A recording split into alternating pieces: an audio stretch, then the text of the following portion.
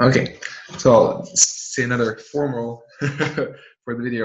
Hello, good to see you, and good to have You you too. here.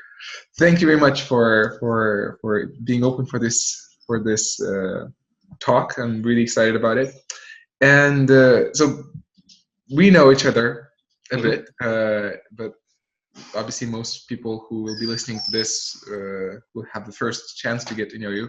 So maybe you could start with a bit of your background.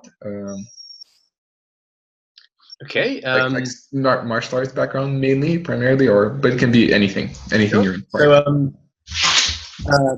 I started martial arts training when I was 8 years old in Mm, Judo.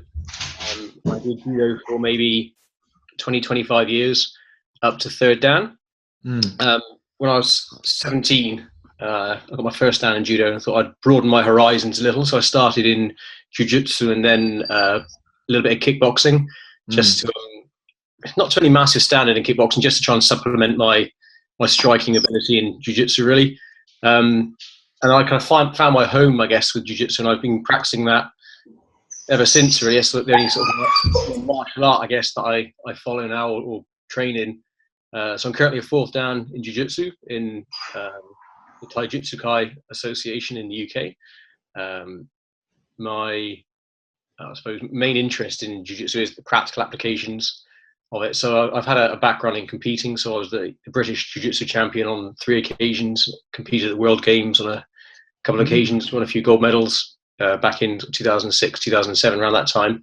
But mm, my main interest is practical application of jiu-jitsu, which is probably part of that is developed through the spear system, a big mm. part of that, through the spear system, another part through my work with the police. Right. So a few moments to just take a quick look at.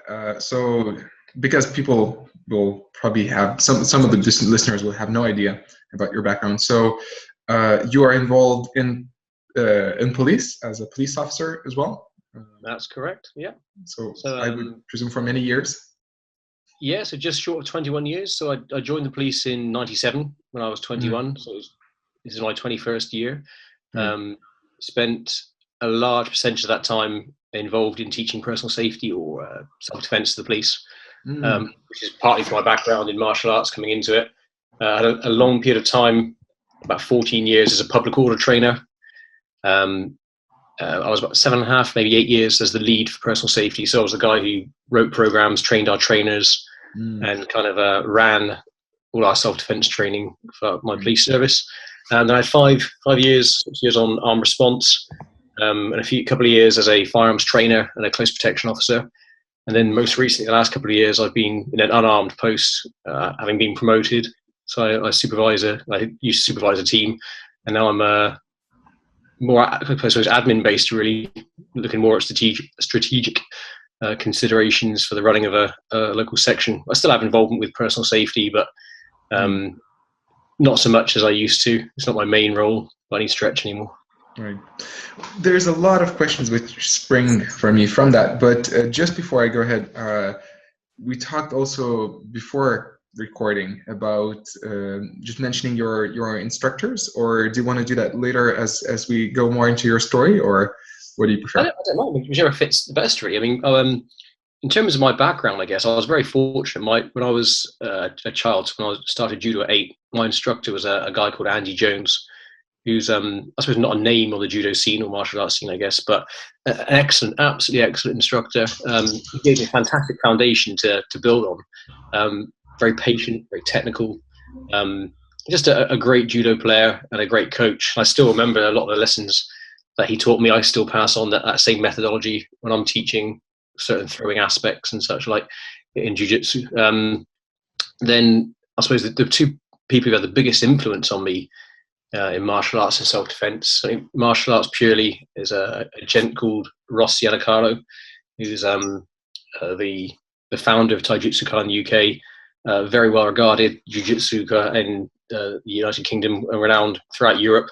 The European representative of Selffulfilling Tanaka from the Koden Enshin-ryu in Japan. One of the founders or the pioneers of mixed martial arts in the UK through the grappling strike process. The first guy, not a lot of people know this, but the first guy to bring the Gracie family to the UK Mm, back in the 90s. He brought Carly Gracie over, and a Renaissance man, I guess. Very well versed in Koru and Kabuto, but equally modern, progressive, contemporary. In terms of self-defense, my main influence is Tony Blauer, the Spear System, the founder of the Spear System, should I say. If I were to, if you could take out from my head everything that I'd learned from Tony Blauer in relation to self-defense, and anything that he'd either directly or indirectly influenced, consciously, subconsciously, I would not have a great deal to say in terms of self-defense, I don't think. So if I generally speaking in this chat, if I quote anyone, it's probably Tony Blauer that I'm quoting, unless I specifically say otherwise. He's a huge influence. In my mind, the world's leading self-defense expert by a country mile. And again, I'm very fortunate I've been able to train with Coach Blauer for it's my 13th year.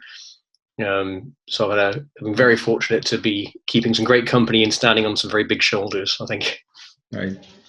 So this actually nicely leads into the next question I had in mind.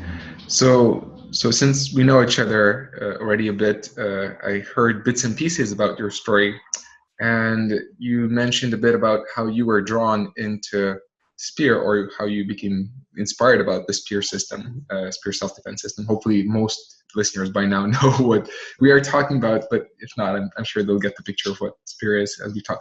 But then, so my question goes like this. You were practicing Judo, a well-respected functional martial art. It's not like, it wasn't like Tai Chi or in my case, Aikido. Your Jujutsu sounds very functional as well. I mean, you did competition and you did striking lessons. So all of those things, which a lot of people feel like, oh, that's perfectly enough for self-defense. But yet you became inspired about Spear. And as you mentioned, that defines your personal safety and self-defense understanding or inspiration mostly is based on Spear. So could you say how that happened? Why did that happen? I think I'd always consider myself to be an open-minded person. So I can always see the benefit in certain practices. I think one of the benefits of Jiu-Jitsu is that it covers so many areas, whether it's standing on the ground, armed, unarmed, striking, locking, choking, etc., etc. So it's quite a mixed. So we take from other systems and methodologies and make use of them. You see a tactic somewhere and you think of that, you can make that part of your jiu-jitsu. In 2005, in my role as a police personal safety trainer, I was given the opportunity to go on a Spear course. I think for me, it was quite like an epiphany, really. It raised a huge amount of questions I didn't realize I had in my head about practical application of martial arts and self-defense, because they are different. Martial arts and self-defense are different. And it also answered an awful lot of questions that I knew I had. And I don't know, I think it spoke to me in so many ways in terms of the scientific process. I like things that make me like them with no trying, if you like. I don't want to have to try too hard to force myself to like something. And I kind of got the Spear system straight away. And I did an awful lot of research into it when I came home. So I was very fortunate. In 2005, Tony Blauer was the guy teaching the course. So a massive wealth of knowledge. I just came back and kind of threw myself into it, did an awful lot of research, a lot of practice. I was very, very lucky, I guess, that at the time I had access to over 1,000 cops to teach. So I in terms of running a class, I was getting 1,000 hours of coaching a year. Made quite a few mistakes, a few less desirable approaches. But I've been fortunate since then to carry on with the Spear system. And specifically to answer that question, with all that martial arts background, why the Spear system? The two things aren't mutually exclusive. It's not Spear or martial arts, but I just appreciate that regardless of how much I train, at the core, I'm a human being, and there are certain things that I'm predisposed to in terms of my body's reaction to unexpected stimuli. I know how the human body works, through the spear system under pressure.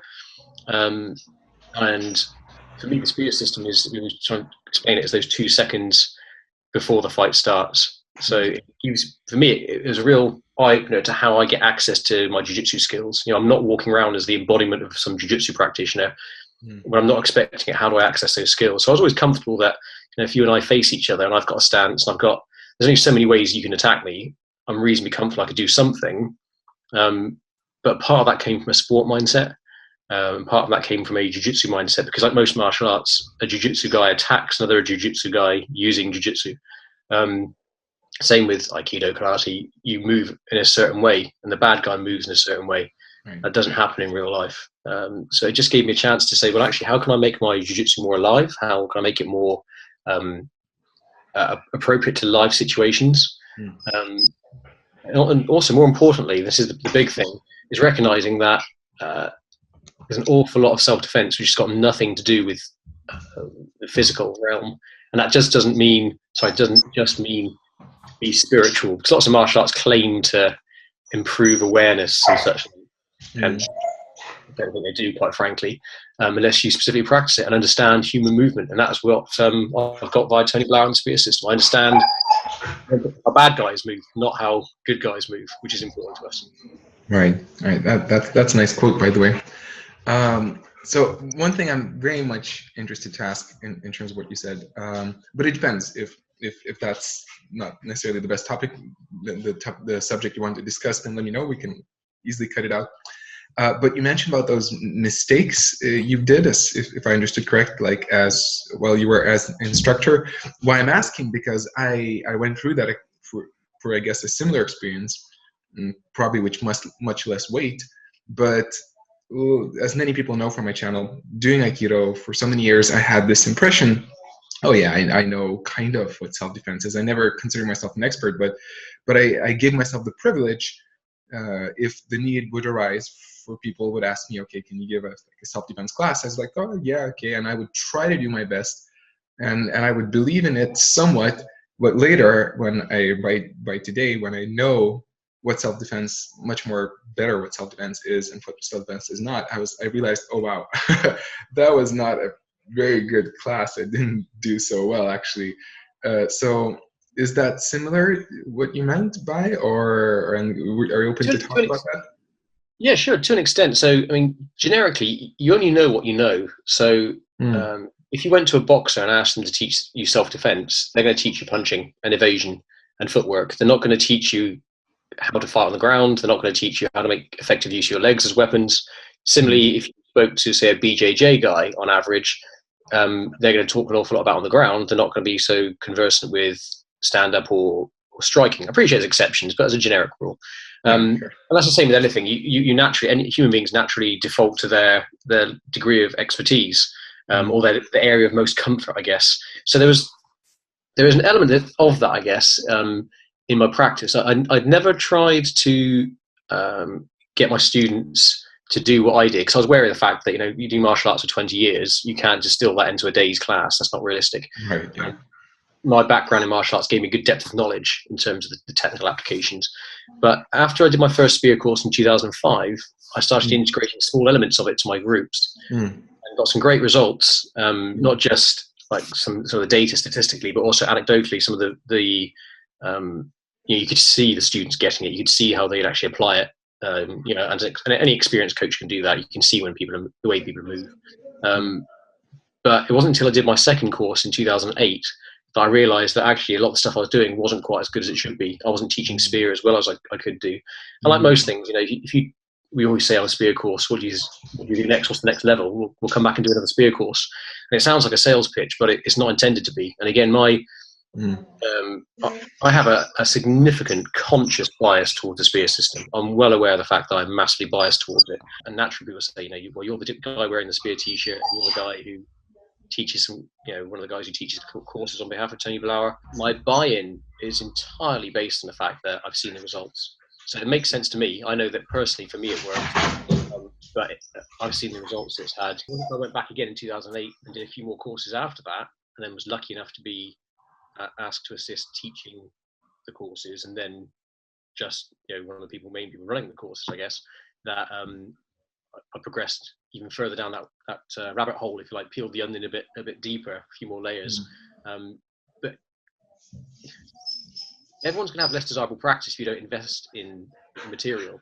And I had no one to point out to me that what I was doing wasn't quite as appropriate or as desirable. And same with some of the theory. And again, as you've seen, the theory is huge in the spear system. Understanding why we do it, not just the physical moves. It's not until you do more of it, you understand it. I can honestly say every single course I do, I understand more. I taught a course for the police within the last month. And I had a few light bulb moments then teaching material. I've taught this stuff loads of times, but there's a few little bits I thought, I get that even more now. Here's a different angle for me to consider it from, kind of metaphorically speaking. And that really, really, it does help. But if you just do the one course and it's like, I'm done, let me collect another certificate, then you can have a nice, well-rounded CV, but it doesn't really need to what to do.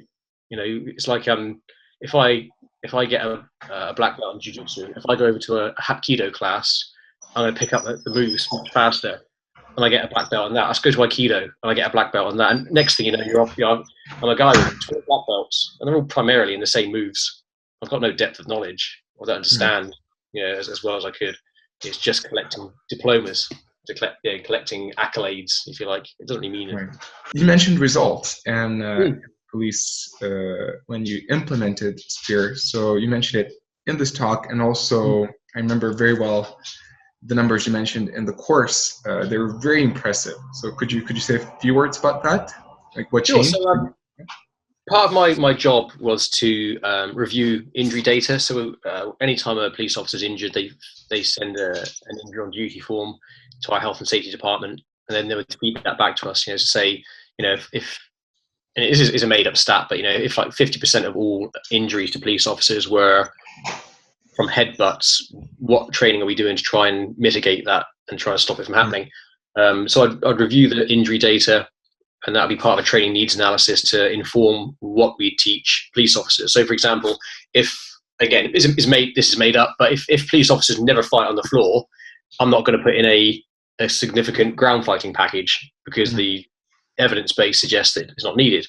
I'm not saying that's the case, but it's just an example. Sure. So the first year that we had the Spear system, we started noticing some results.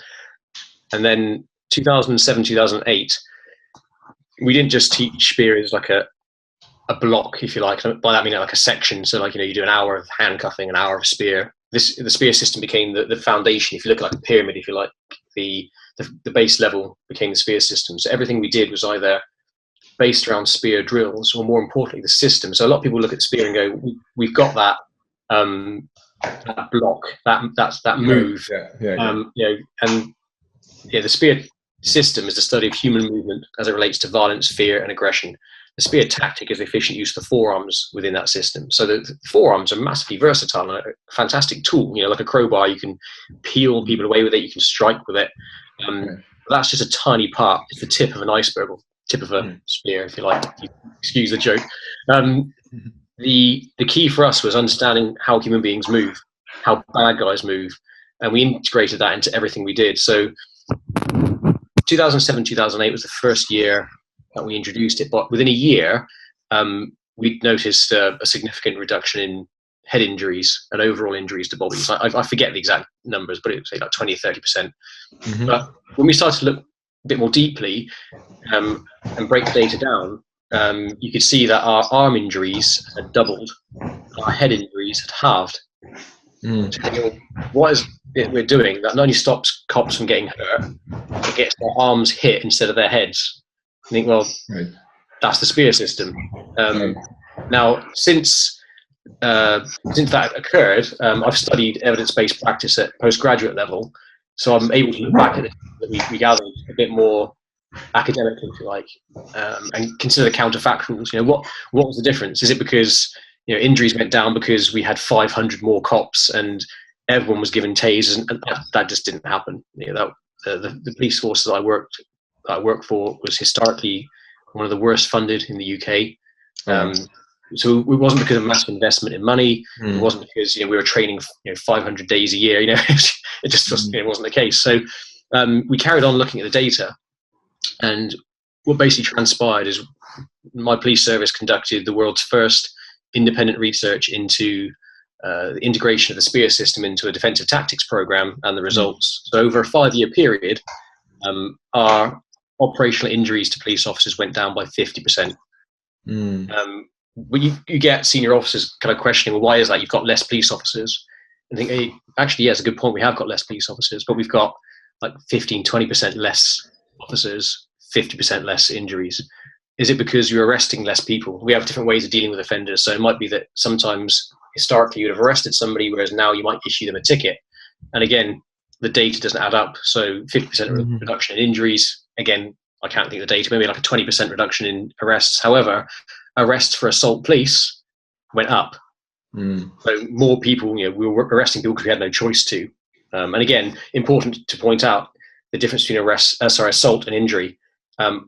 Assault statistics don't bother me, not really. If every single police officer in the UK gets assaulted, that doesn't bother me. It's the injuries they receive. So an assault could be a touch. Yeah, that sounds as a soundbite. Danny Tamblyn doesn't care if cops get assaulted. That's not what I mean. It's the results. It's the injuries that matter. So if someone said to me, "You had 10 assaults last year," they were slight reddening to the skin. I don't mind too much. If you said you had 5 injuries and they're all broken legs, that's a massive concern. So I didn't think much of it beyond the fact that this is great data and it works. But again, when the spear system talks about how human beings move, they talk about primary initiation attacks, how things like bear hugs, tackles, haymaker punches are the most common causes of injuries to people. That matched our data. It said the same thing. So I probably mentioned on the course. One day I was on a course in a hotel waiting for the course to start the next day, and Tony Blauer was staying at the same hotel. So I kind of politely said hi and looking forward to the course. And he's one of these people that always remembers you. So he'd only seen me once on the course 2 or 3 years previously, and he said, how's the competing going? So you remembered that I was grappling and competing. I just it's all good. And I said, the spear system's great. And he's like, yeah, I know, I invented it, just kind of joking. I said we had some great results, and he then kind of goes from that professional politeness to the genuine interest. Right, and I started saying the figures, like 50% reduction. He's like, oh, wow, that's great. How often are you training? So 6 hours. He said, wow, is that like per week or per month? I'm like, no, that's per year. Right. So his jaw drops. He's like, no way. And so, again, it doesn't seem to make sense. But when you put your martial arts head on, if I practiced whatever, karate, judo, jeet 6 hours a year, would that help me? Probably not. The fact was, people were doing what they wanted to do as human beings, but they were doing it faster, more efficiently. They were, their arms were getting hit, their heads weren't. Someone suggested, is that because you're just going out and all your cops are just like assaulting people at a really early stage in a confrontation inappropriately? If that was the case, we were getting more complaints. Our complaints for use of force went down 60% in the same period. So we're not allowing the incident to get too far out of hand. And that became a study that went all around the world. It's been used by the police, military, corrections throughout the UK, Europe, and across the States. Something I'm hugely proud of, really. My goal as a martial artist, as a personal safety trainer, as a spear coach, is to try and further Tony Blauer's vision, which is to make the world safer for good people. And it's something that sounds terribly arrogant sometimes, but what a great result. It makes you wonder how many of those people are going home to their families who might not have done, or gone home whole when they might have been physically, emotionally, psychologically damaged. So all credit to Tony Blauer for coming up with the idea. I'm just a cover band that played the notes that he gave me, if you like. Well, covers can sometimes be really good. they're not necessarily worse than the song itself.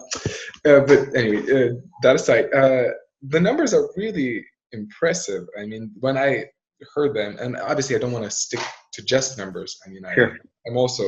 I have to say I'm very much becoming consciously biased about spear from my experience and from my intellect. But then the numbers still are great to have that as a reference point. And for me, as I went from this kind of non-questioning mind to the questioning mind, I realized that data can be important to see. Oftentimes I saw this in martial arts myself. or in some self-defense versions, somebody comes up with that idea. It's not necessarily even pressure tested, or it works for that person, like a man teaching women something that a big man would do. And then he's like, oh, it works. I tried it. It's like, well, okay, it worked for you, but then how can we know it's really working for others? So to have that kind of statistic is really, really great and very encouraging, even if a person is looking just at that. Although I think just absolutely. And again, someone said once that it's easy to lie with statistics, but it's easier to lie without them. And again, the data that I've gathered, I've not gathered the data in the sense of I've not made the numbers up. People have given me the data. And in terms of interpretation, there's only so many ways you can interpret it. I try to consider all the counterfactuals, and I have to be honest, just as a human being, I guess, as the years have gone by, when I think another counterfactual comes in, you think, oh, I'm hoping this doesn't disprove anything, or hoping this doesn't turn things on its head, because I've kind of invested, I guess, into it. But sure. When you look at it now, again, I'm having done some academic work into that sort of field, it all stands up. And someone said to me once, it's I find frustrating when people comment on things that they don't understand. So, for example, someone said, your study's out of date. This was 2007, 2008 to 2012, 2013. Right. You think the theory of relativity is still kind of relevant. Right. The theory of gravity is still kind of relevant. Yeah. Unless society dramatically changes in terms of, let's say, every single person is armed with a knife and a gun, that would change the way we work self-defense. Again, the way that samurai moved is different to now because everyone's not carrying a sword. So culturally, unless things change, that data will be valid 50 years' time, unless something dramatically changes in society, or until another study is done. Of interest, actually, there is another police service in the UK who has used the SPEAR system as the basis of their DT program, and the early indication of the first two years, I think, is that they're getting results almost identical to ours, which is quite noticeable.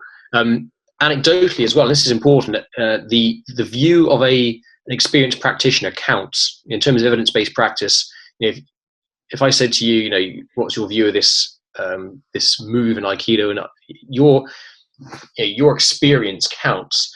Something I noticed that when you teach complex motor skills to people, any group over a short period of time, their ability might get better and better progressively through a session or through a day. But if you pressure test it at the end of that session, it doesn't usually look very good, and it goes to rats. The SPEAR system, because it's based on the reactive part of your brain, so the bit that bypasses your cognition, your that airbag metaphor that I think is genius that Tony Blair came up with. That when a car hits an object, the airbag deploys. That's your startle flinch mechanism. To try and get someone to do that cognitively in certain moves when they train is difficult. We found that people actually performed better in the pressure testing than they did in the lack of pressure, if you like, because their instincts took over and they moved much more instinctively. And that was, again, a huge observation. You could see the way people moved, the feedback you got from people. Cops are cynical people. The martial artists train and never fight. Not real fighting. I'm not talking about sport. Police officers very rarely train, but they fight quite frequently. I say fight in terms of at low levels quite often, basic confrontation, which is part of the role that the duty requires. But you can see that the feedback they're giving. Why didn't we have this before? This is great. This makes sense. It's easy to do. It's not some technical, complex martial arts move, which it was always the case in the police service. If you look at the police manual, in most countries, it bears a great deal of resemblance to basic Jujutsu syllabus in terms of, and you recognise that from Aikido as Aikido being derived from Jujutsu in certain elements. The commonality of movement, you can only twist a wrist so many ways, you can only twist or bend an arm so many ways. Sure. Historically, the police in the UK were taught a mix of Aikido and Judo back sort of 20, 25 years ago. The moves work technically, applying them tactically is another matter. Whereas, cops that are doing the SPEAR system are saying, hey, this is great, this works for us. So they're saying it, the training shows it, and most importantly, the results they're getting operationally, they show it too. Right. There's definitely one more question I'll want to ask in regards to this subject, but I'll come back to it later. Before that, I want to make sure we touch some main subjects. So, but it's related to actually what you said just at the end. One of the inspirational points for us to get together for this podcast was actually the video I published already, the one we filmed while I was in course you taught in UK, and the kind of Aikido exploration of how Aikido could come in a knife defense, looking through the kind of perspective of spear. And as we discussed online together, there were some comments. You looked and you realized, oh, people are not really getting exactly what was the message. So maybe you could say a few words about that. Sure. I mean, I kind of briefly scanned the comments because you can get far too into that in some ways. The problem with the internet is, the internet doesn't make you stupid. It just makes your stupidity accessible to other people. I'll remember this one. And quite often, some people take those comments as an example, if you like. Some of the comments were very intelligent. They raised points, queries that, if that were a lesson and it was a longer session, would have been brought up and answered in that question. But again, it wasn't. That was a 5-6 minute conversation you I had. Right. Yeah. It wasn't a lesson, and it covered a tiny snippet. It was just a brief overview. Some people are. I don't want to use the word ignorant because it sounds rude or judgmental. It's not intended to be. But some of them, if you haven't seen that filter of the spear system in terms of understanding how human beings move, I can understand why they wouldn't understand a certain principle. Others were kind of idiotic, if I'm really honest. The problem with the internet, with especially like YouTube, and one of the reasons I won't go on it and comment is because I'm not going to get into a internet battle with somebody who's got the name Ninja Warrior 654. Sure. He's probably some big fat guy stuck in his parents' house who's like a 50-year-old virgin, in the nicest possible way. I don't. There's plenty of people who are way more knowledgeable, way more capable than I am, but I don't think that I need to kind of justify my existence based on my background and experience. Someone described it once like playing chess with a pigeon. At some point during that game, that bird is going to puff his chest out, knock all the pieces over, and shit all over the board. And you just got to suck it up. So specifically, some of the points that were made, I kind of made a few notes, not in any particular order. Is there any evidence, video evidence, of the spear system working? The answer is yes. The spear system found a home with the police and military, particularly in the United States.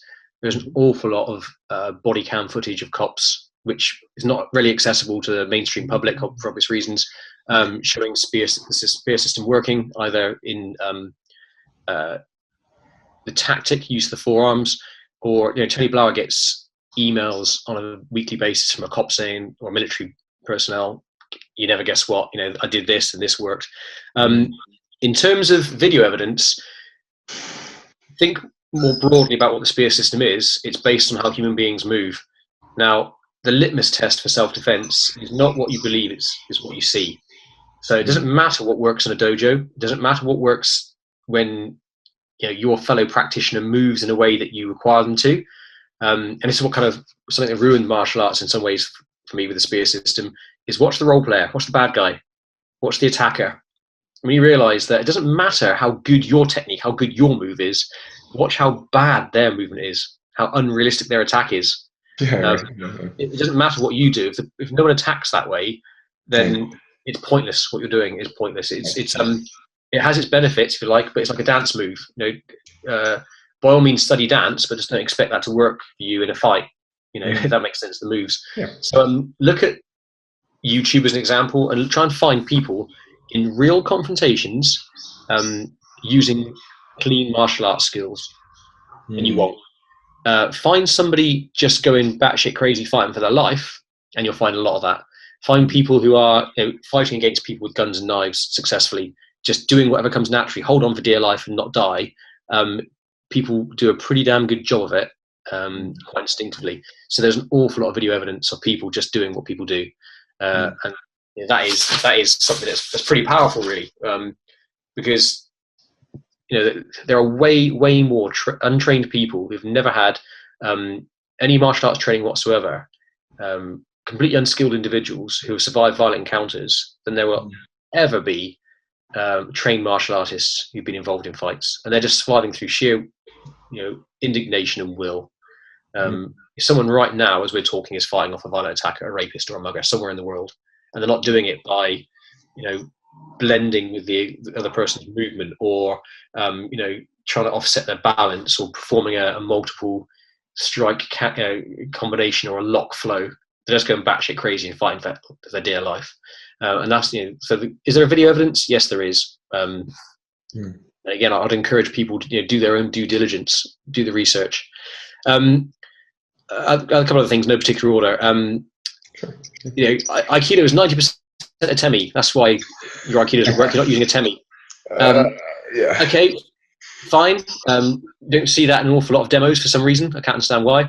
But again, look at how the atemi is applied. So an atemi is obviously a strike to a vital area designed to weaken a person.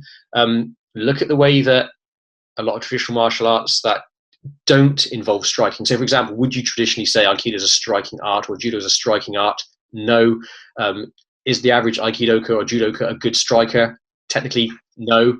No. And again, if you can look at the way that they're, again, I'm being very generic. So look at the way that the bad guy acts, the attacker. They allow the strikes to be put in. It's how it's applied that's relevant. The other one, position before submission.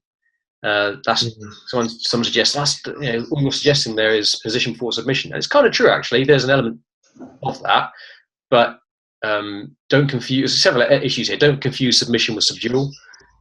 Submission is something the person chooses to do. Subdual is something you enforce on them. So bad guys don't always give up. You can put people in a lock and be bending their arm in all kinds of crazy angles, and if they're drugged, drunk, or just a lot of adrenaline going through their body, things are more likely to break than the person's not going to tap out. That doesn't happen so much.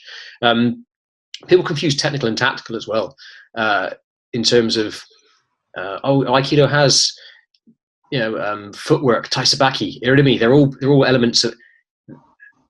I don't see those movements in real fights. I don't. They work in the context of the martial art they're practiced because the other guy allows them to work. A good example of this is ukemi, breakfalls. They do have a self-defense application if you get pushed over, but primarily, bearing in mind that now the way that we practice our Jujutsu or Aikido, whatever martial art that involves blocking and throwing, we are not likely to face a bad guy who tries to put those moves on us. So the chances of me having to defend myself against an arm lock when the person's trying to throw my arm, throw me with my arm bent in a certain way, or throw me with a wrist turn is highly unlikely. The main reason for practicing breakfalls in martial arts is to allow your partner to practice their move. So you can only apply kotegaeshi to me as hard and fast as I can breakfall. Otherwise, you're going to break me. And that has its benefit to you as a practitioner. It's like the Tore, if you like. If uke breakfalls nicely, but bad guys don't breakfall. So if you're always used to the guy rolling, performing a nice circular breakfall and landing in a certain position, you're going to be shit out of luck when the guy crumples on the floor in a mess and doesn't end up where you want them to. And you practice both. You've got to have both. Someone else said, give them what they want. Yeah, that's lovely. That's like the Disney version of self-defense. Right. Like if somebody points a knife at you. Yeah. As a mugging, take what you want. In principle, I kind of agree. So we always work in the spirit system on 3Ds: detect, diffuse, defend. Detect to avoid, diffuse to de-escalate, and then defense. So the physical stuff is the last bit. If I think that giving the person what they want will diffuse the situation, make me safe, of course I will. And someone suggested, rather than being a hero, it's not about being a hero. This is about going back to your family. This is about surviving an encounter. So we have to assume or hope they're a trustworthy mugger. If the guy told me, give me your money and you'll be okay. Well, he seems like a decent guy because he's holding a knife to my throat and he hasn't cut me yet. I'll just agree with him. So by all means do that. But generally speaking, you have to understand that a bad guy wants one of three things: your property, your body, or your life. And they don't want it to take too long. They don't want to get caught. They don't want to get hurt. So if you can make any of those three things happen to them and make the first part more difficult, what if the guy holds a knife to you in some way and says, give me your money? And you go, okay, just don't hurt me. You don't do anything stupid. You hand the guy the money nice and slowly. And then he says, what else you got? And you're like, dude, I've got nothing. You've got all my money now. That's bullshit. I don't believe you. The guy's clearly on drugs or he's angry and starts grabbing you and roughing you up and trying to search your pockets, and then starts to get a bit more desperate. Or he says, okay, come with me, and starts moving you to a secondary crime scene. Nothing good is going to happen to you at a secondary crime scene if the bad guy's moving you. So if people are happy, we'll assume that the only reason we're doing anything physical is because D1 and D2 haven't worked. I've got myself in a bad situation. My D1 detection skills, they weren't there, or they weren't sufficient, and I can't defuse it. I can't make this safer by maneuvering myself away from the situation, or talking my way down. That hasn't worked. I think I'm in trouble. That's the only reason we're going to do it. There are certain circumstances where you can't just walk away. And again, someone suggested, just run away. That's brilliant if you can run faster than them, or if they're not blocking the only exit. How do you run from somebody in a lift? How do you run from somebody if you've got your family with you? Hey, as long as you can run faster than your kid, you're safe. It's like running from a dangerous dog. As long as I can run faster than my family, your kids are going to get eaten, you're not. So it doesn't really demonstrate an understanding of the psyche of the bad guy. It doesn't really demonstrate, that question or that thought process doesn't really demonstrate a real understanding of violence. And again, I don't profess to be any form of expert, but I've been, say, a police officer for nearly 21 years. I know what bad guys do. And on top of that experience, I've studied what bad guys do via Tony Blauer's lens in the spear system, if you like. I understand bad guy behavior. Being nice to them doesn't always work. So, the idea that you might make them more angry, that's like a school thing. If the school bully hits you, don't hit him back, it'll make him more angry. Again, this is not school playground stuff. This is real life adult stuff. Spear is Krav Maga. That was another one. They're basically the same move. I can kind of understand where people come from to a certain extent, but Krav Maga, and again, I'm not knocking it. I've been through a law enforcement instructors program in Krav Maga. I've been very lucky to train with E.L. Yanilov. Again, I'm not a Krav practitioner, so I've got a very basic understanding of Krav. But Krav is still a complex motor skill martial art.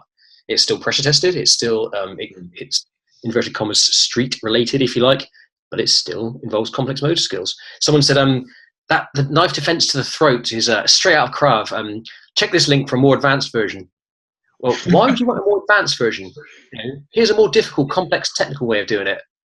I remember Tony Blauer telling me a story years ago before he sort of traveled the world teaching. He had his own martial arts or self-defense center that he trained at, and someone was watching and went, "I think that's an excellent women's self-defense class there. I like what I saw.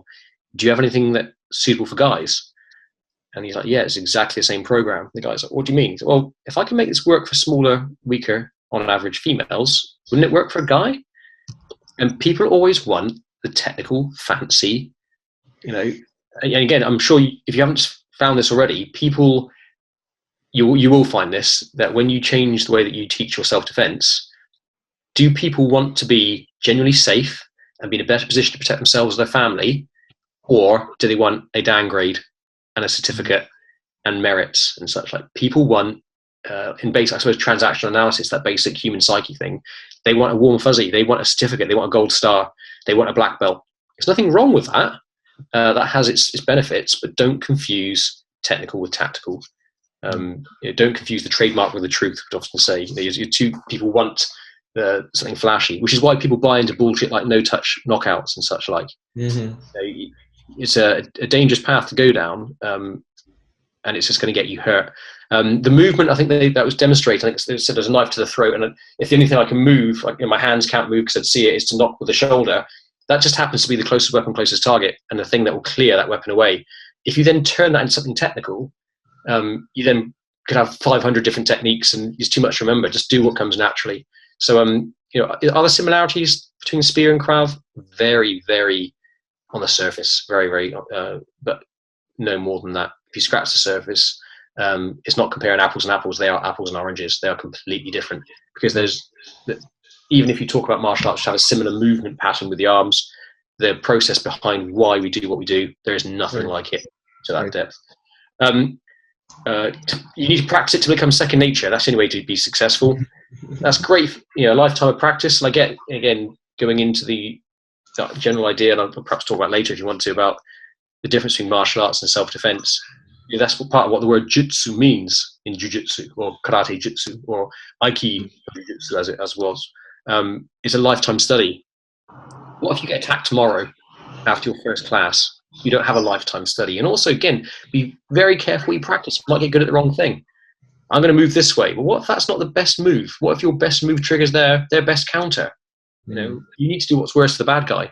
Sometimes you can be so desperate to apply your style, your system, your art. You're missing the wood for the trees. There's other things there. Buy a gun. That's another good one. Again, not always an option. Not all countries get to conceal carry firearms. So I'm assuming they were talking about lawfully doing it. But again, it doesn't matter if you've got a gun. What people usually mean by that is, well, if I've got a gun drawn and pointed at you and I've got distance, then I'm safe. How do you access your gun unless you've practiced? Practice combatives with it. So what happens on a range is very different to what happens in a, inverted commas, a street fight, a live self-defense situation where you need to try and access your firearm. If you've never practiced accessing your firearm whilst the person is punching and kicking you, then you're going to come unstuck. And again, more often than not, the person that says buy a gun is usually some gigantic fat guy sat behind their keyboard who can barely see their gun for their stomach. I could be generalizing a fraction, but that's always a possibility, and a pretty big one, actually. It's true. Specifically then, working with the principle of clear, control, and counter.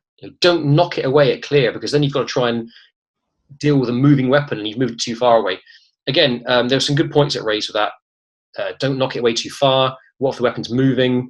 The positioning, you always use two hands to control. What if the other guy is trying to hit you? Their body weapons are still available. Quartering, the idea of not being in, we're referred to like a fighting arc, so the 45 degrees, 11, 12, 1 o'clock to the front of you, if you like. And they're all good points. To answer that, the movement between clear and control may be so small that it's barely perceivable. So it may look like you've just grabbed, but there's always a small clearing option. The rationale for that is taking advantage of the startle flinch mechanism. And what I mean by that is, imagine you're facing somebody in a training arena, and you're maybe 2 to 3 feet away from the other person, and they've got their hands behind their back, and in one of those hands, you don't know which one, they've got a knife. So with their right hand, they lunge towards your stomach, and you use both hands and you clamp their wrist area, and they do that 5 or 6 times, and you get much faster at it. And then next time they do it, instead of lunging towards your stomach, they slash towards your throat. Your initial response is to go towards where you think it's coming. You're going to miss the angle where it's coming from. If you allow your startle flinch mechanism, allow that airbag to deploy, you will orientate, your arms will orientate towards the threat and protect the area that's being attacked. Then you can control.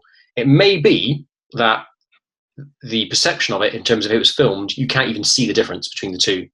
It might be that clear and control almost become the same movement, but there's a definitive or definite intention of clearing, not allowing the weapon to be in a position where it can harm you. And that means clearing the weapon away, clearing you out the way. And again, you should always clear it in a certain direction. You don't get that choice always. So it may be that, let's say that a guy does a classic in training, a lunge towards the stomach with their right hand. And your movement is to use body movement. You pivot with your front leg, your left hand blocks, you step out the way.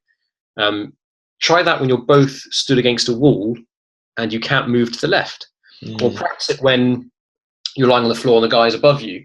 The principle of clear, control, and counter works in any scenario, in any position, in any environment, with any weapon.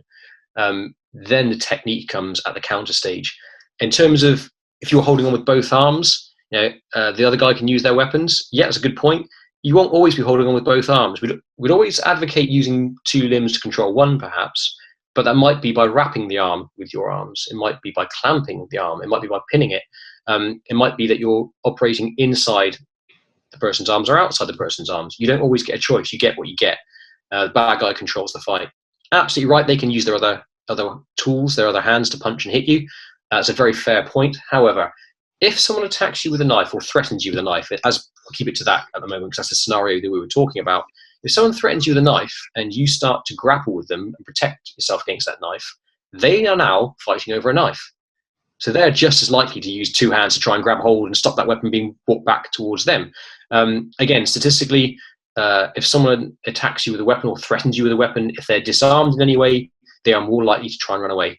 That's kind of a proven fact, if you like.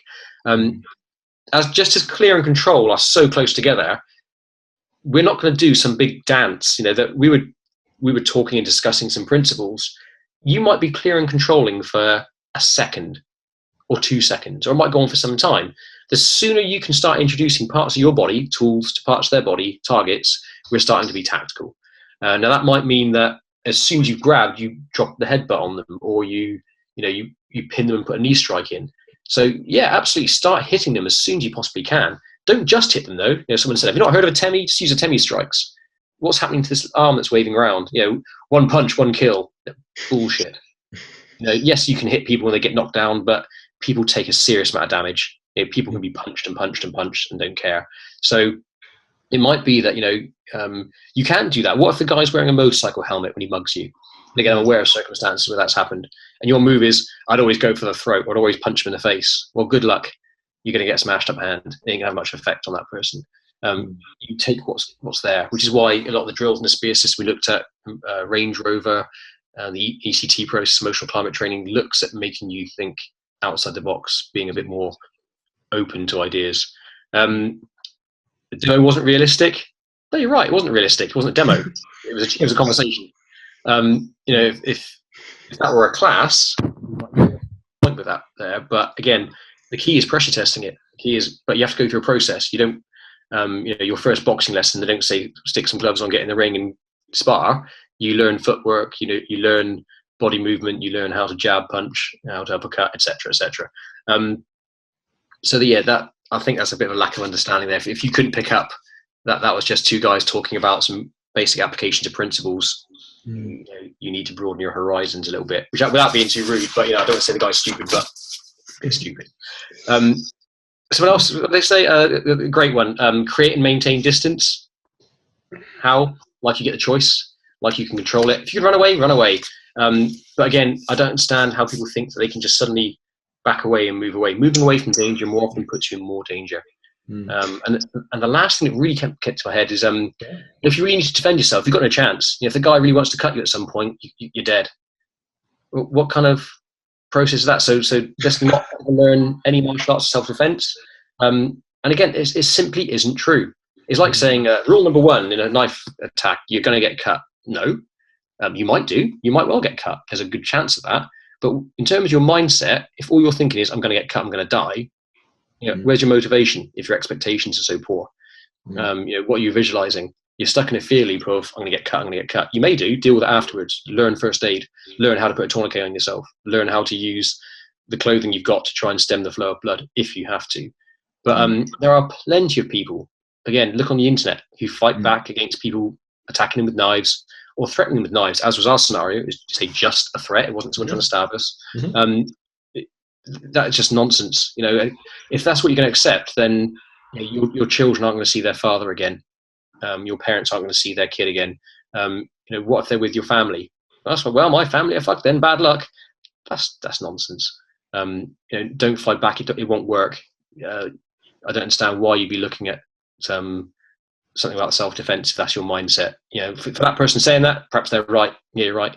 But don't project your limitations on anyone else.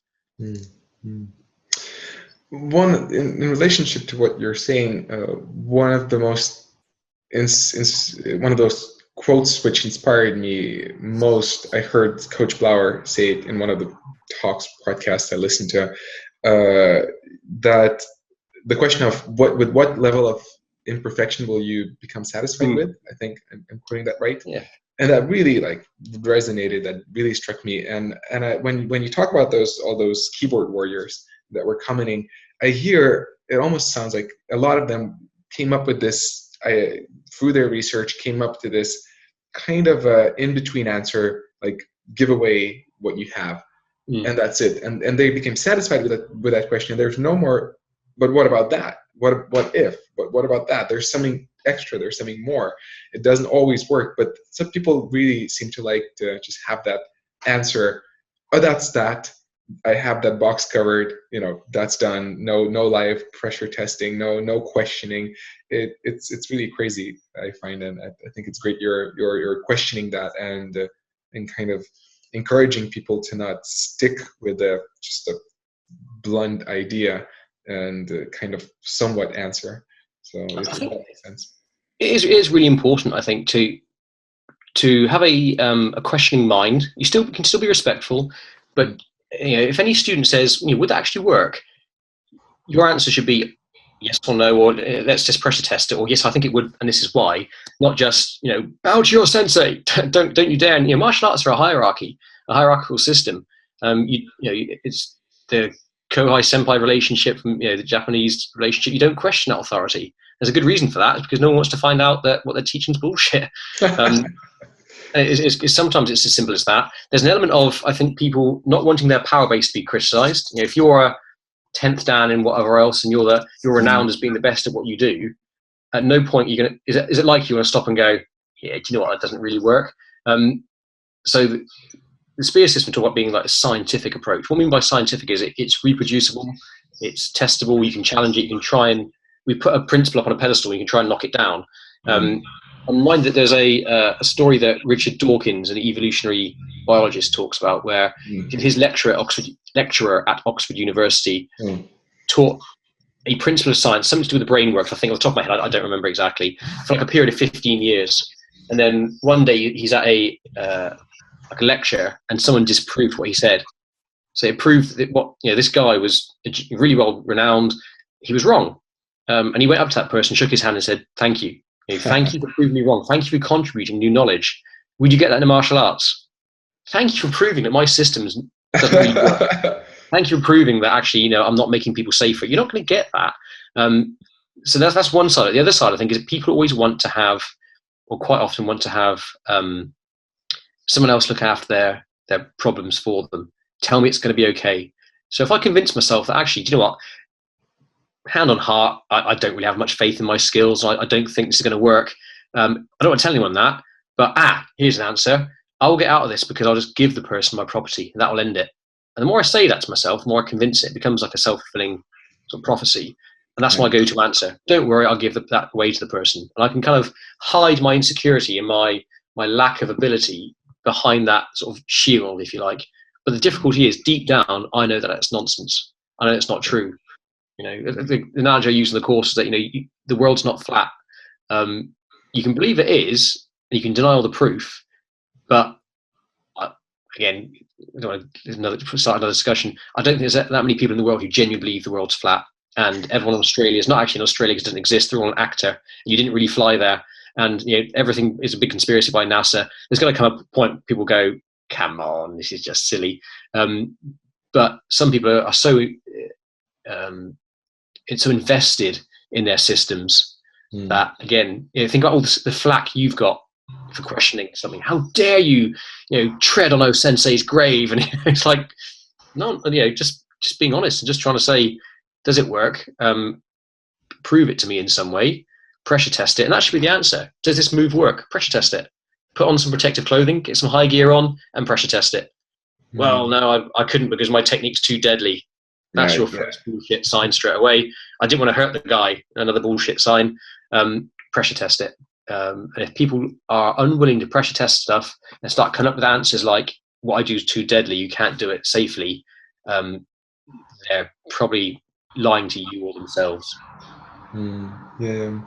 Well, one of the cogs which was turned in my head during the course of Spirit that you gave together with Dan was that how far can people go to justify something rather than to really explore, to really find the answer, that people can come up with the craziest, most elaborate justifications, which can make even almost the person who says that justification, make him almost believe it himself and make others believe it, but it doesn't make it the truth if it's not reproduced, if it's not pressure tested, if it's interesting that people have that habit of justification rather than experimentation or trying out.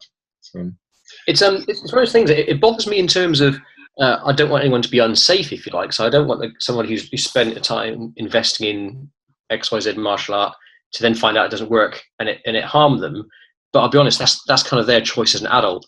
I don't care from a spear system perspective and as an ambassador for the spear system. I don't care how you win your fight, but I do care how you teach other people to. So if you've done 20 years of XYZ martial art and you can make it work in the street, brilliant, that's great. But your students can't necessarily. So again, going back to that hierarchical pyramid shape, you've got the sensei at the top with their 10th dan, and then they've got like a smaller group of head instructors, and under that it's like everyone else. Everyone's desperately trying to get their black belt and whatever else. But if the only people in this group that can make it work, people always talk about, look at the way O Sensei moved, and they quote like 2 or 3 great judo guys. You think that's great, and let's assume that the people that they were working with were truly resistant and weren't just playing the role of the good uke, as often is the case when you've got some 90-year-old grandmaster. If that's the case, that's great. But what if we all can't move like them? Well, that's something we should aspire to. Yeah, I've got like a 2-hour window to teach a class about for people who who need to be made safer. If you're you can't fake endurance, so you can't make somebody safer physically with a move in an hour, but you can change their mindset in an hour. You can give them a principle, a tactic, an idea to focus on in an hour.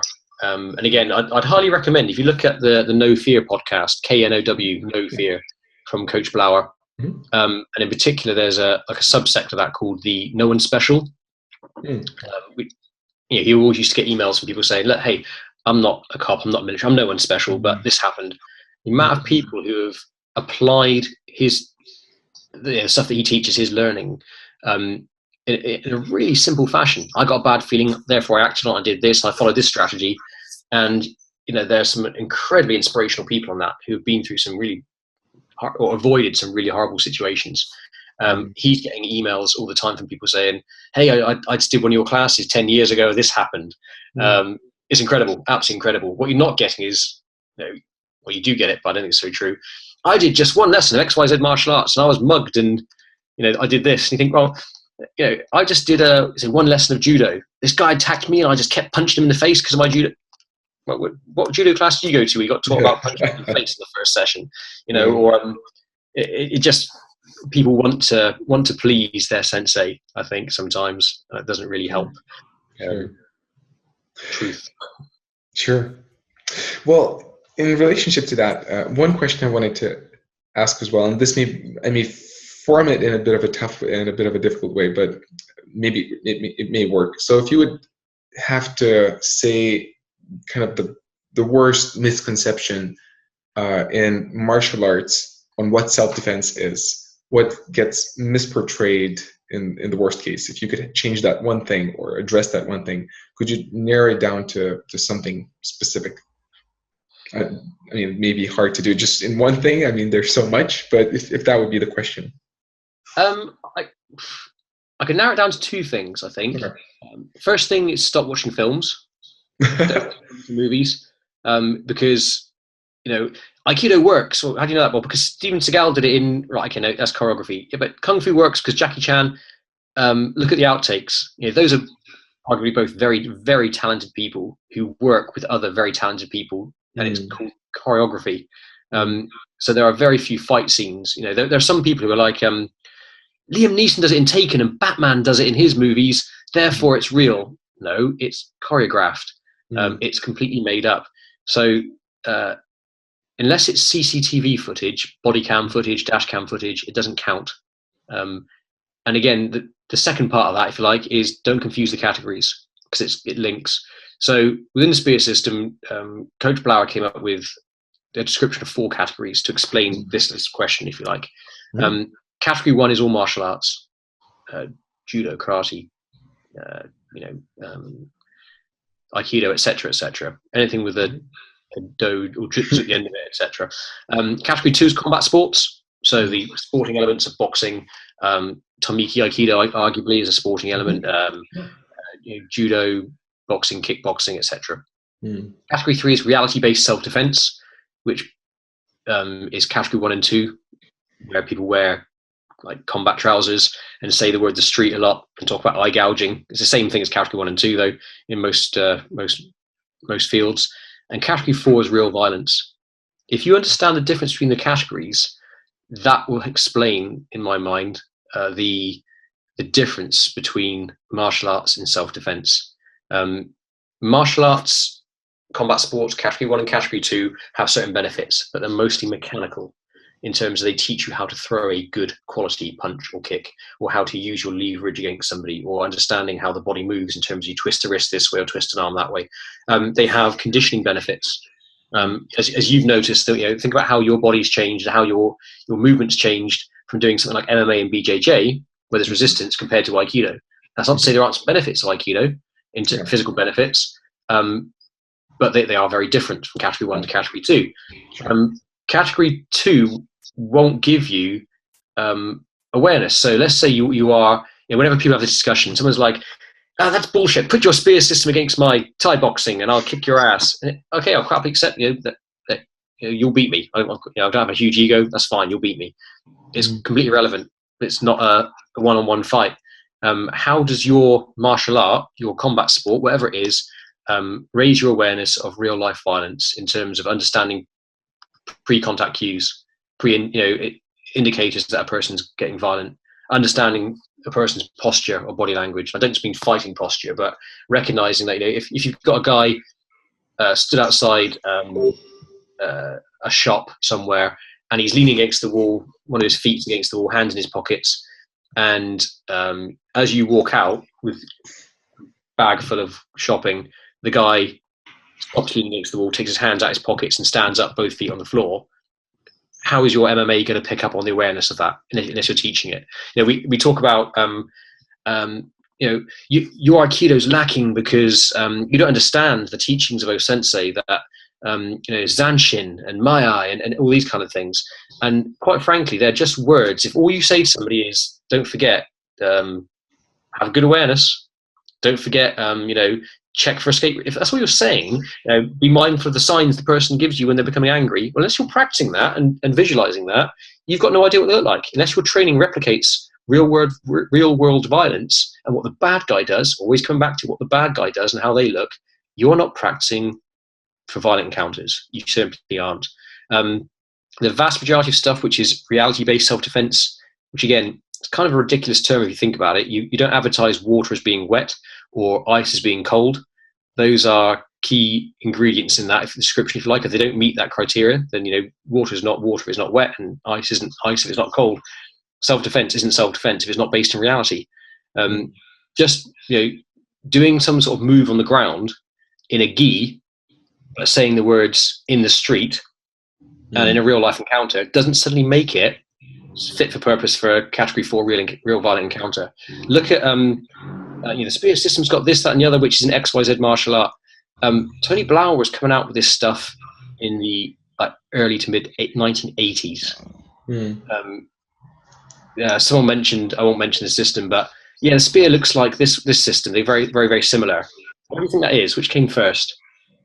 Tony Blauer's got a Spear University now, where he's releasing some of the old stuff, and he jokes about how the 80s styles and the hairstyles and clothing and such like. But two things for me: one is look at the way the man moves. He's a phenomenal athlete, but more importantly, listen to what he's saying. Look at the tactics he's coming out. Look at the principles. Understand the background behind it. He's so far ahead of his time; it's untrue. And all the stuff that he said back then is still relevant and valid now. And a lot of people have made good use of that. Some people are overt about it and quite honest. The vast majority of people aren't, either through ignorance, because they don't realise, if their instructor says, "Hey, this is a good principle," that's why it's always important to me that, as I said before, if I took out everything in my brain that Tony Blauer had put in there or it influenced, I wouldn't have a great deal to say. So, like I said, I'm just the cover band. If I'm a spokesperson, I'm not the guy coming up with this stuff. But if I didn't say that, someone might go, "Hey, Danny Tamblyn knows this stuff. He's a good guy. He's got some great ideas. That's a good quote. That's a good tactic. That's a good byline." It's not my material. If I stopped being affiliated and associated with Tony Blauer tomorrow, I wouldn't lose all my knowledge. If I went out teaching his material without his permission, I wouldn't have any less quality of my instruction. I'd just be an asshole, and I'd be dishonest. I'd be a thief. And there are plenty of other people like that who have followed that path, having been under the sort of kind mentorship of Coach Tony Blauer. And it's just trying to be honest, really. You wouldn't disrespect your own sensei in that environment. So why do it here? But the main message for me is understand the difference between the categories, understand what benefits are, what the limitations are of a martial art, look at what the bad guy does, and understand real world violence. The two are poles apart. See, so last two questions I have written down and prepared. So again, the next one is still connected to what you just said. So when person realizes that the 4 categories are different, and a lot of people do start martial arts for self-defense, they believe that's the way to go. But then if a person realizes, or the world becomes clear, okay, these are different, how would you describe what's the role of martial arts in the modern world? Why should they stay? Why should they stick around rather than just people go and train just self-defense? What would you perceive as the value of martial arts? They don't have to be mutually exclusive in the sense that if you understand the difference between the categories, you can make your martial art work. So if you look back to, I mean, my background's in Japanese martial arts primarily. So look back to the way that the samurai operated. They had no choice but to learn how to fight because everyone was skilled. Everyone knows how to fight with a weapon, and it's important in Jujutsu, Aikido, that they're all. Jujutsu is a weapon-based system. You'd only use unarmed skills, taijutsu, when you didn't have access to those weapons, or you're disarmed, or for any reason on the battlefield. That's not the case now. So unless you're involved in the military, or to a certain extent police security, you don't need those skills for the same reason. So you can still have functioning self-defense skills via martial arts if you address those issues we've already mentioned about looking at ways that bad guys actually really do attack. And it's not by chops to the head mimicking sword movements. It's not by wrist grabs, unless maybe you're trying to abduct somebody or such like. But generally speaking, there are certain ways people attack, which are quite common. Big haymaker punches, very common. Bear hug tackling type actions, very common. If you have something, for example, like the spear system, to form a foundation to give you the bridge to the skills you've learned in martial arts, that makes the martial arts skills, the physical stuff, useful. There are massive benefits to martial arts in terms of physical development, in terms of, for want of a better phrase, I'd say spiritual development, whether it's character. I prefer the phrase character to spirit. The samurai had a principle of the importance of education, so that your martial art needs to be not only useful in a wartime situation, but it needs to benefit you in some way when you're not at war. And they refer to these two principles, Bunburi Do, which is that literature and martial art are of equal value but separate, and Buritai, when they're the same thing. And you can get quite lost in almost like an esoteric kind of, you talk about lots of principles. Someone said on that thing, I'll be one with a technique until you can't distinguish or discern you in it. And it gets to a point where actually that you're just disappearing up your own ass with philosophical bullshit, quite frankly. But I understand where they're trying to get with it. Martial arts can develop your character. They can develop you physically. But you think like they're byproducts in a certain way. So by learning how to fight, you learn self-discipline, you learn respect for the other person. But it's in the same way that a physical fitness is a byproduct of martial arts. If you want to get fit, go to the gym. Start CrossFit, etc., etc. Work out. You will get fit as a byproduct of martial arts, but it won't be as efficient necessarily if you spend all that time working solely on your fitness. Sure. You will gain discipline during martial arts, but again, if you're looking at self-control, then maybe you need to go on an intensive course of meditation. You'll get more flexible, but if you want to get more flexible, do Pilates or yoga, if you like. These are all byproducts of martial art, if you like. They have their place if you understand the difference and learn how to apply it. So from my perspective, when I started doing judo as an 8-year-old, I didn't think I'd make a career out of it. And again, I was never a good enough judo player to make a career out of judo. But in terms of the background that gave me, again, thanks to having great instruction, the background it gave me for doing jujutsu and then the importance that had in my role in the police service, and then being able to apply it on a relatively regular basis, and then being able to teach people it, and then that massive step, a huge door opens up when you apply the spear system to it. Then you start understanding real world violence. You understand how everything that Tony Blauer has kind of viewed and had an opinion on. At some point, somebody has said, "You do realise that in the medical world we call it this." So he's not made up anything. He's not come up. He's just incredibly observant, and he's got an incredible instinct for these things. So I'd say you carry on practicing martial arts in the same way that you have, but just understand the difference between Do and Jutsu, if you like. You're missing the point. Aikido is more than just physical movement. It's all about developing your spirit, and that's fine, but that doesn't help you when someone's trying to punch your face in. So if you're practicing Aikido to develop your spirit, that is fantastic. If you expect it to work in the manner that you've trained it in a real life encounter against somebody who's genuinely trying to hurt you, don't be surprised when the skills don't work, when the bad guy doesn't move like Uke's moved. And that's not knocking any particular system, that's just being honest. And again, show me footage, and a lot of footage of that not being the case, of a truly resistant person being thrown around like you see in different dojos. It just doesn't happen. There's nothing wrong with practicing the movements. We know that the moves work. And again, I think I commented on a post you put on Facebook, which showed a guy doing actual Aikido in real life. Yeah. There's a guy doing Kotegaeshi, which has its origins in Jujutsu hundreds of years before. Yeah, and it has its origins in Kumiuchi and 1,000 years before Jujutsu. And every grappling system has a similar move, because you can only twist and bend the wrist so many ways. So we know the techniques work. We know the arm locks work. We know you can make people move in certain ways.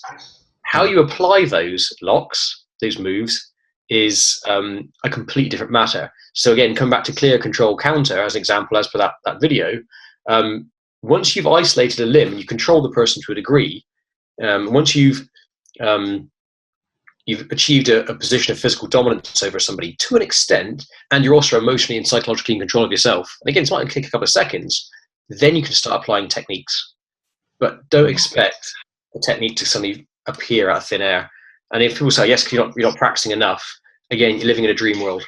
You're living in a dream world. It's no real difference. It's on a spectrum, but it's no difference to those no-touch knockout guys who they go to another an MMA gym, and funny enough, their skills don't work on any of these non-believers. Or they'll come up with some nonsense like, well, I think you had your tongue in a certain position on the roof of your mouth and you had your toes lifted. And they genuinely believe that.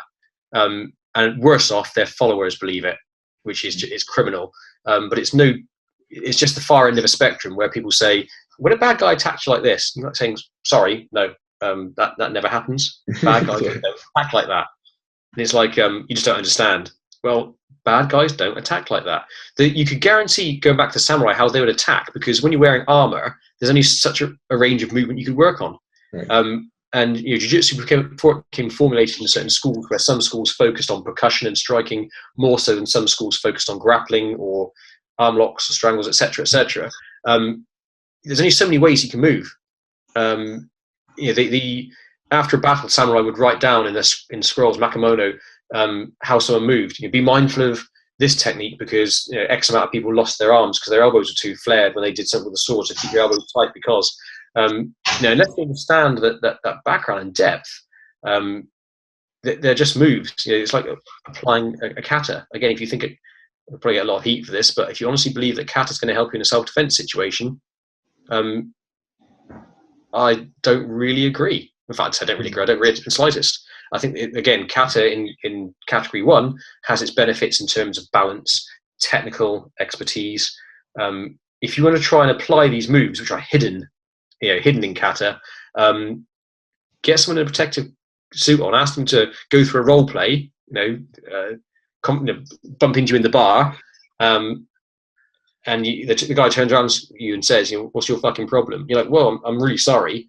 That's your starting point. That's how your fight starts. Not someone applying a stance and then going, okay, try and make this technique work. Here's a move I learned from kata, which I need to unravel and unlock the secret method of why are you trying so hard?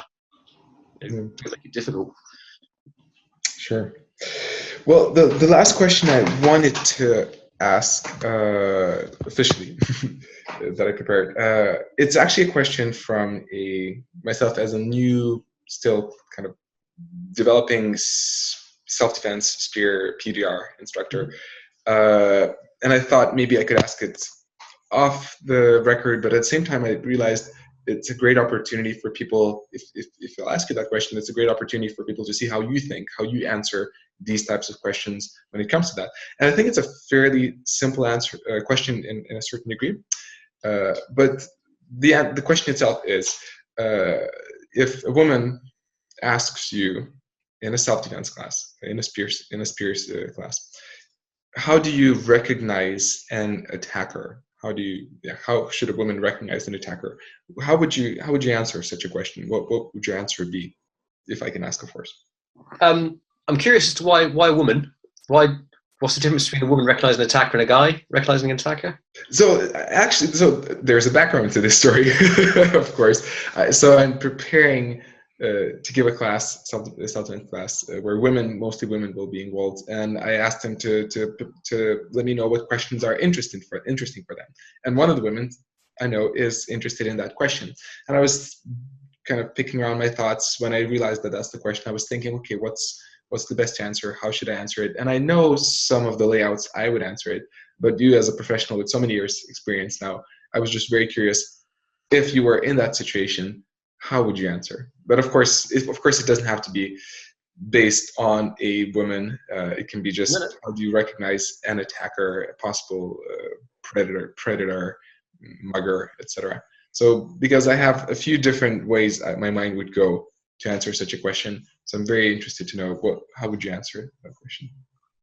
Okay, it's a good question. I'd say that initially scenario dictates. What's the scenario? So if you're in a lift with somebody, we talk about detect, diffuse, defend again. Detect might be, if someone's in a lift, why the guy stood right next to all the buttons? Because generally speaking, most people would press the button and move away to allow someone else to come in to press the button. Why are they doing that?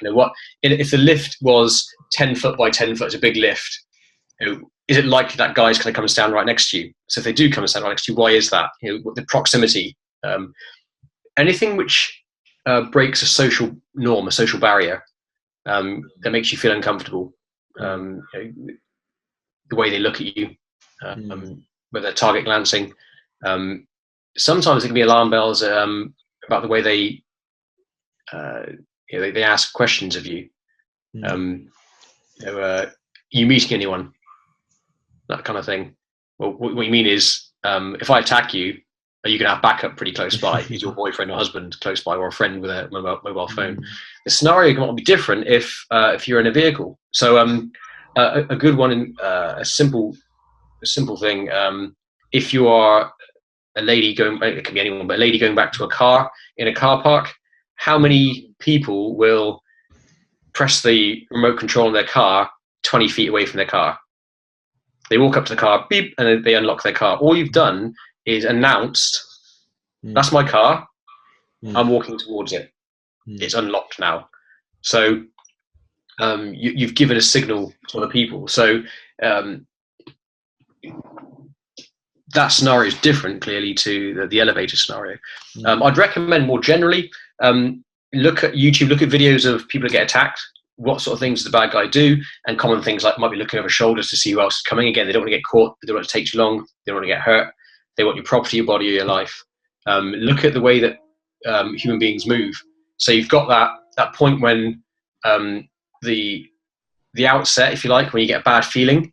And the important thing is not so much keep looking out for stuff as trust your instincts. I'd recommend all the people on that course buy the book The Gift of Fear by Gavin de Becker. It's like £5 or something on Amazon. It can save your life. And it can save your life, absolutely. He also wrote a book, a variation called the Protecting the Gift for Kids.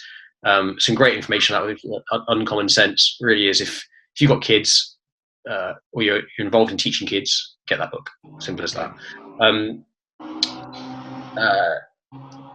Understand in terms of the way you train, when potential energy becomes kinetic energy, when that person starts to move, when their intention becomes action. And again, a big part of that is the training process. So ECT, emotional climate training, realistic role play, everything. So find a video of a real life incident where a lady's attacked. That gives you the buy-in of, hey, this is a real incident. And ECT the process. Go through those stages of recognizing how many, what we refer to as a safe, unsafe phase, if you like. How many opportunities, how many safes are there? You think, I could have done something here. I could have done something here. Here's a chance. Here's a chance. Here's a chance. Because all human movement has certain commonalities. If the bad guy does choose to attack, there's going to have to be some sort of movement of moving closer, proximity. They're not going to try and grab you from 20 feet away. They have to walk to you to get in grabbing distance.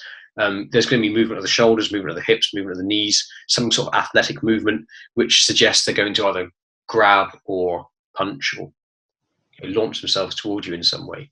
I think women in a lot of ways have got some great instincts for this, because not only do they have it beat into them, or certainly by Hollywood, that they've got, you could be a victim of, but I think women are much more aware of their potential vulnerabilities.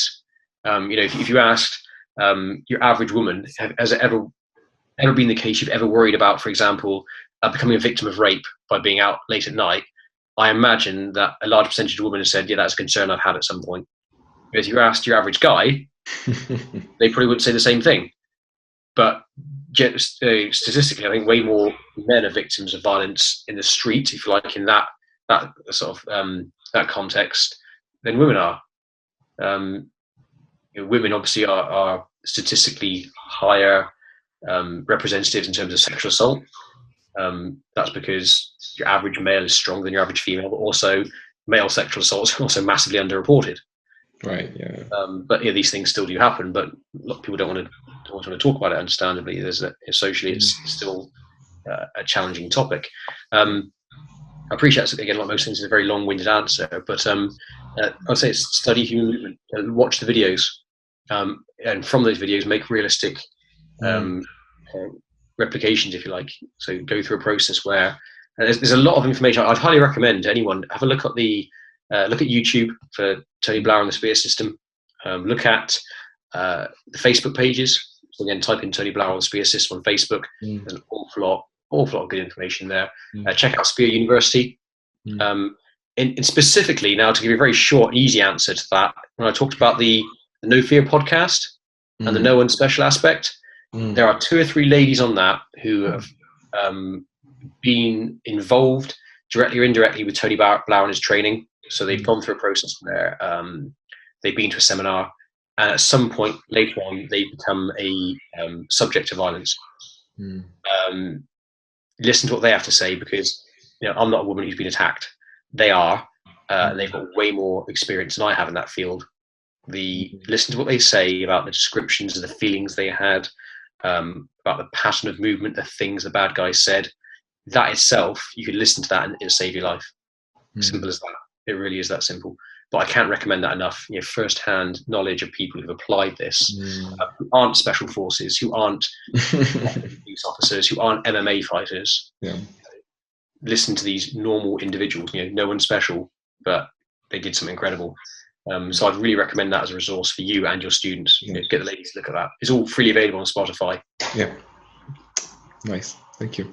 Well, just to put a last point here before I go to the summary, I noticed how and I had that in the past as well, and I'm going out of that phase but I noticed many people doing that too, of wanting that defined answer. It's like, oh, a bad guy, is 1 meter 80 centimeters tall, big shoulders, angry face, scars, or whatever. But it's not so much about that specific kind of formula, rather than it's about reading the situation and seeing into things before they happen. Would you agree with that, or would you say that? Yeah, that's why we have 3Ds: detect, diffuse, and defend. Detect danger. So do some due diligence. If you're going to a country which has got a high incidence of muggings, you need to know the areas to look out for. If you go to a resort in a country and it says this is a gated compound, do not leave this compound because you're going to get mugged and murdered, then you're an idiot if you leave that gated compound, because funny enough, you might get mugged and murdered. So detection can be at that broad stage. It can be just something as simple as we talk about instinct, intuition, which you follow those instincts and intuition, do something intelligent, those three eyes. Your body's got a fantastic built-in self-defense radar. Like, just listen to it. One of the things that Tony Blauer often says is that every single person who ever got involved in a violent encounter who survived it always said, I had a bad feeling. There was something that wasn't quite right. Now, quite often people just don't do anything with that bad feeling.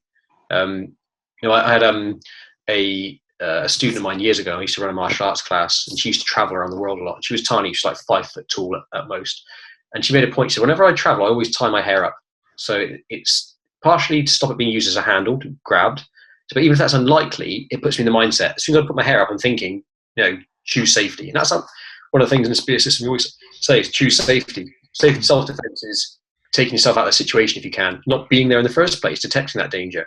But if she was walking down an area where she thought, I'm not sure where I am, she wouldn't keep going. She would stop and turn back around until she went to find somewhere. She did know where she was, which seems obvious, but how many people keep going further down that maze, if you like? I'm not sure where I am. I'm hoping that I'll find somewhere eventually. I'll magically become unlost. So you detect danger if you can. Understand what danger is, and figure out how you can make it be brought into awareness. Diffuse a situation. Can you make it less dangerous? Choice speech. Speaking to the person.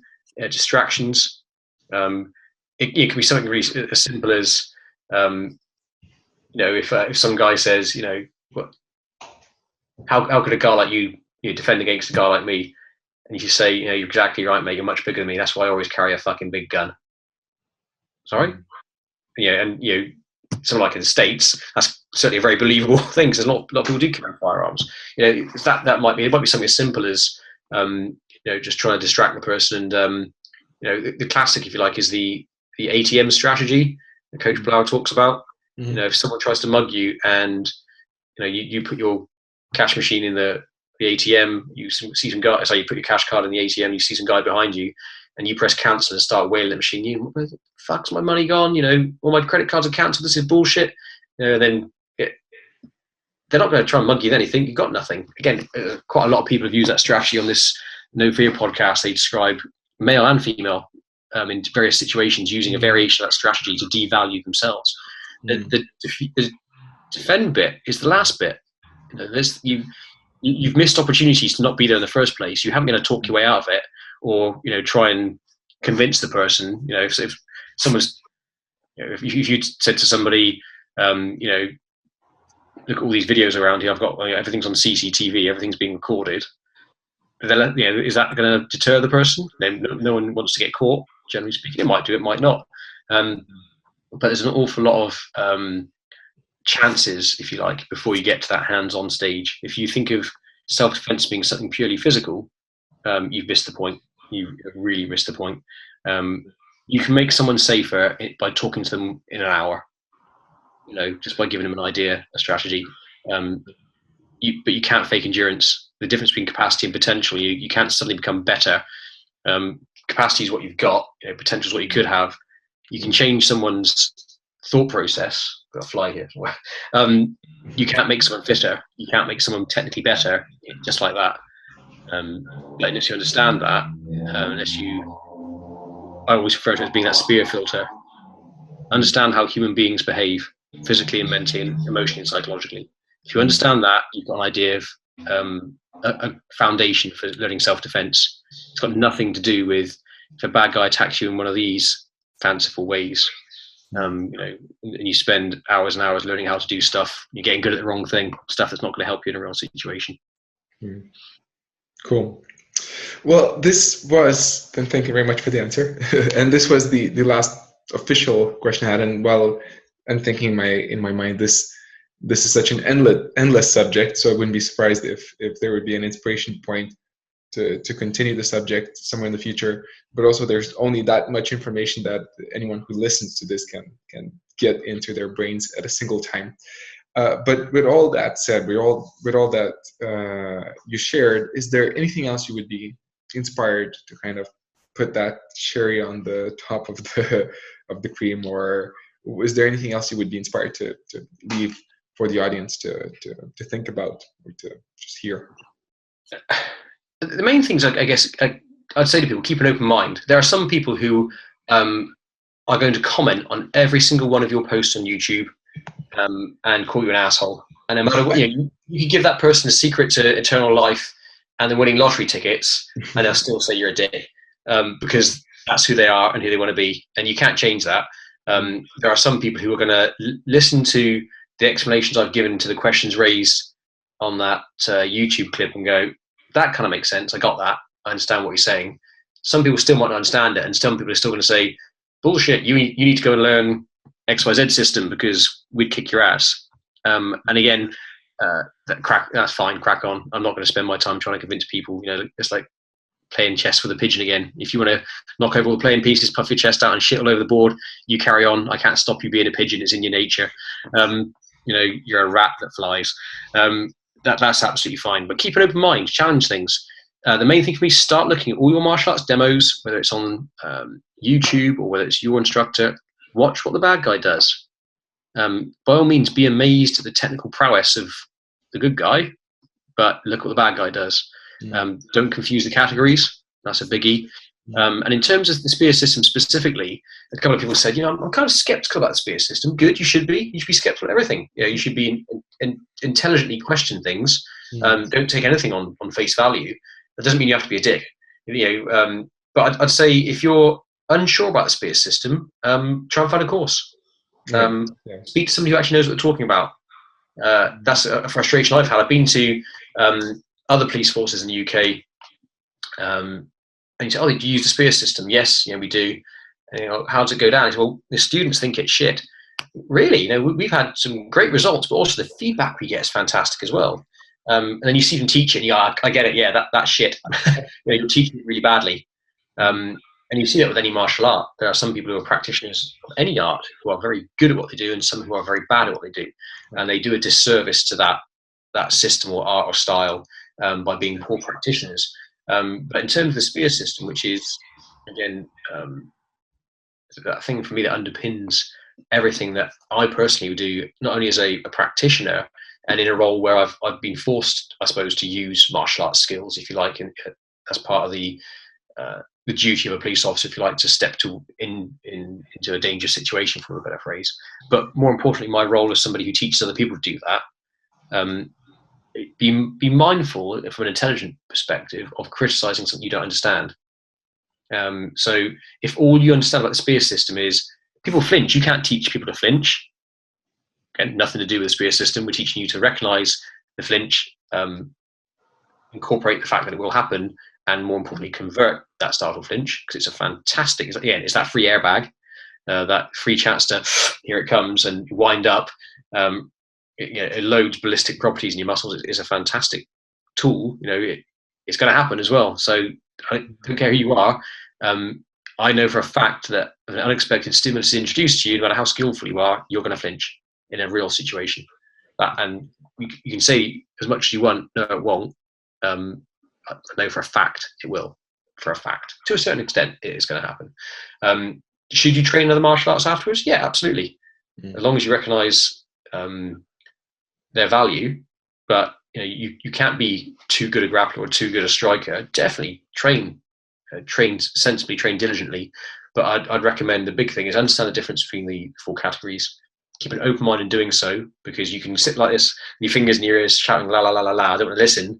But the earth isn't flat. You can keep saying it is, but it's not. Metaphorically speaking, you can say that your martial art is the most ultimate dominant martial art, and I can't do the XYZ technique because it would be too deadly and I don't want to kill people. Or my martial art is based on trying to control people with peace. Brilliant. That's right. That's, again, it's a lovely idea, but quite frankly, in terms of violence, it's nonsense, utter nonsense. You try and apply that to principle to the Second World War, and we'd be all under the Nazi jackboot, if you like. Let's just send messages of peace to Hitler. He seems a nice guy, but we'll beat him using the spirit of peace. I appreciate I'm being facetious, but it's they're still bullshit. But there's so much material like spear system out there, official material, freely available. Look on YouTube, Tony Blauer, Blauer. spear system. Look it up. There's so much information there.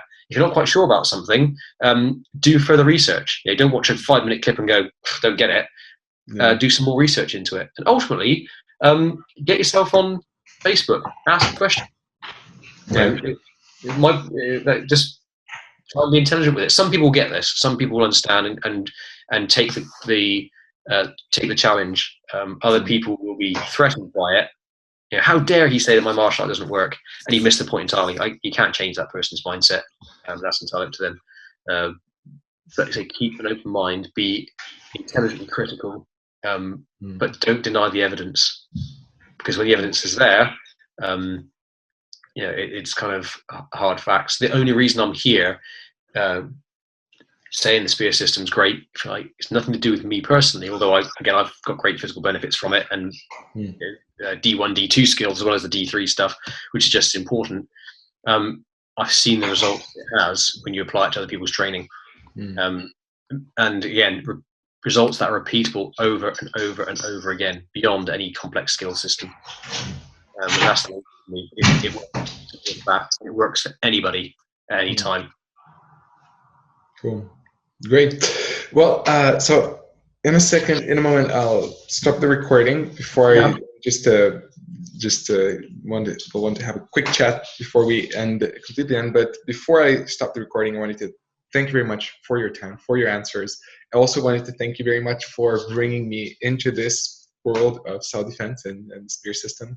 I said this to you personally, but I want to say it publicly too. I mean, I felt like both you and Dan, the instructors in the course that I did, were like the perfect ones for me to get into this realm. So thank you very much for all of that and for sharing this tonight. So thank you very much. Thank you for having me. It's my privilege. And again, I'm very lucky to be able to present some great material. It's a huge privilege for me to be able to present Tony Blauer's material and be trusted by him to pass on his life's work. So it's easy being a good cover band when you've got great music to play. Still not easy, but I see your friend. Thank you. Cool.